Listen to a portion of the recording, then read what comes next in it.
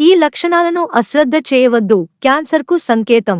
Cancer అన్న పదం వింటే చాలు మనసులో ఒకింత అలజడి చెలరేగుతుంది. ఈ మధ్య కాలంలో క్యాన్సర్ కేసులు విపరీతంగా పెరిగిపోతున్నాయి.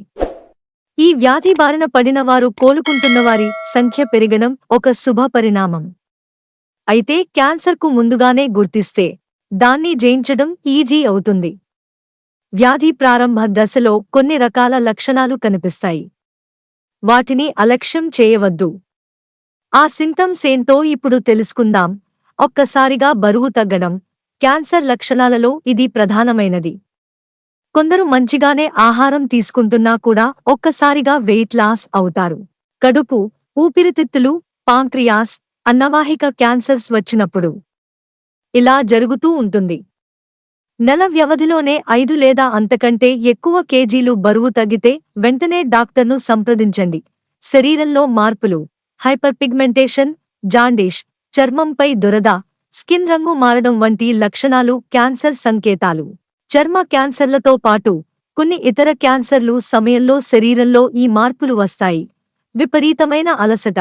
కొందరికి విపరీతమైన అలసట ఉంటుంది. ఎంత రెస్ట్ తీసుకున్నా అలానే అనిపిస్తుంది.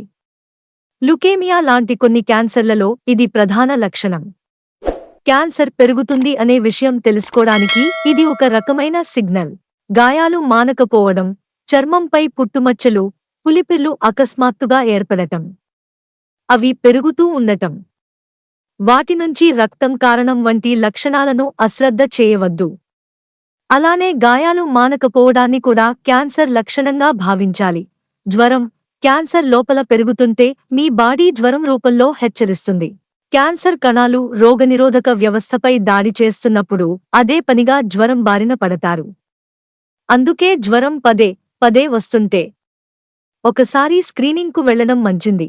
డయేరియా, మలబద్ధకం, మలంలో మార్పులు, మూత్రంలో రక్తం పడటం, పదే మూత్రానికి వెళ్లాలనిపించడం, యూరిన్ పోసేటప్పుడు నొప్పి బ్లాడర్ లేదా ప్రోస్టేట్ క్యాన్సర్లకు సంకేతాలు.